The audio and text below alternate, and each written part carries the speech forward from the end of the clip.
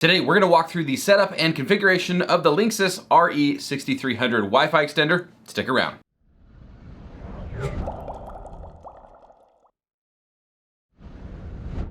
What is going on, everybody? Welcome back to another video. So we're just going to jump right into this. In order to set up your Wi-Fi extender, you're going to need a few things.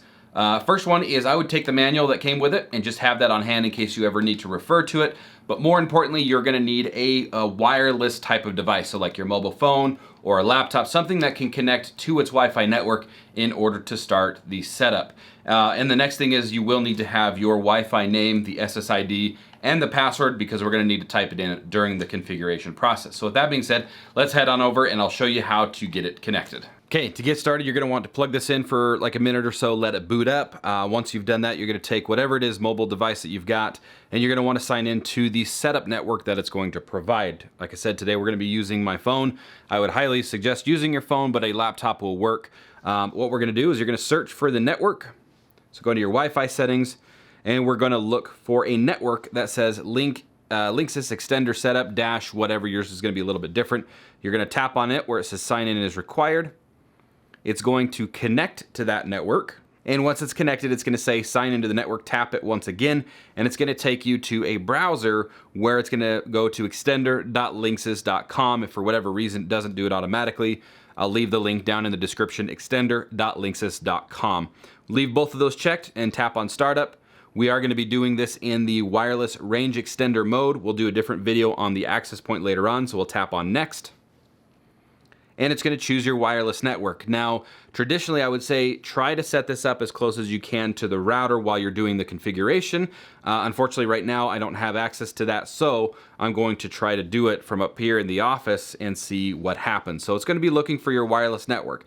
This is a good time to have your network name on hand, as well as the password, because we'll need it here in just a moment. So I'm going to scroll through this list looking for my network. If you don't see yours, you may need to move your extender closer to the router. In this case, it looks like it finally popped up. You can do the refresh to see if it comes up. Escape Nigerian Prince is what we're going to be setting up, so I'm going to tap on that.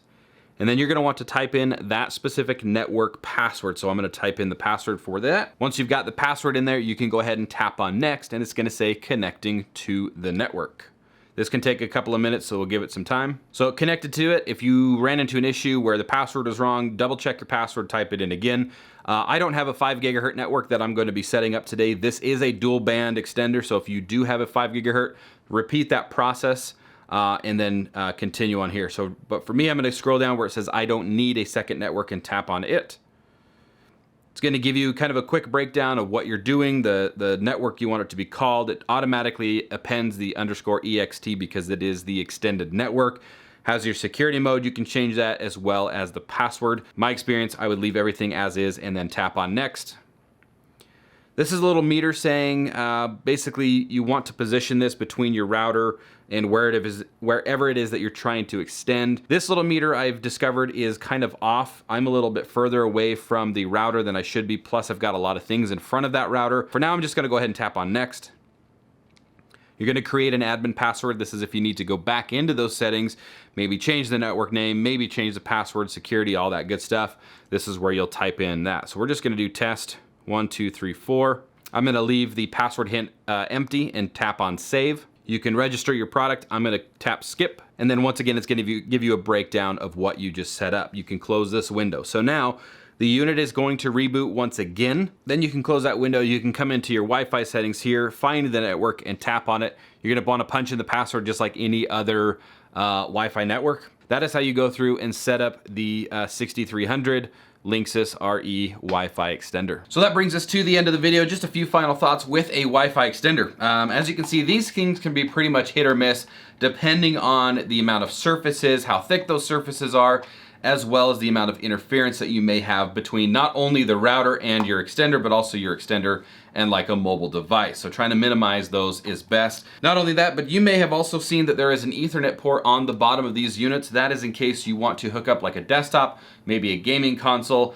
in order to capture that Wi-Fi network and then provide the desktop or whatever it is that you plugged into there with Wi-Fi or with internet access. Like I said, that's why it's really important to have a strong signal from the router to the extender. And this little LED on the front here If it's green, that means you have a good connection to the router. If it's solid amber, that means it's kind of so-so, and if you've got a blinking amber light, that means it's not connected at all, and you're gonna have a lot of trouble. So make sure that you pay attention to that when you're moving this around in order to get the best connection. So again, with that being said, if you do have something plugged into this or you're using it, I would definitely use it for a more of a basic level type of use. I don't know that I would use it for gaming. Those tend to congest and maybe even overheat these things and cause some latency or some issues with those. So I would keep it to light browsing and maybe even some light streaming in order to have the best experience. Unless you have a really strong signal to your router, then one of these might work. But again, there's so many variables that can play.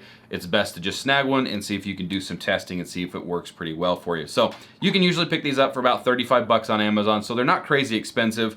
And they do work well if you have a solid connection to your original router and things work well that way. So that being said, that is gonna wrap it up for this setup. Hopefully you guys were able to get yours working. Hopefully you got better experience than I did with mine.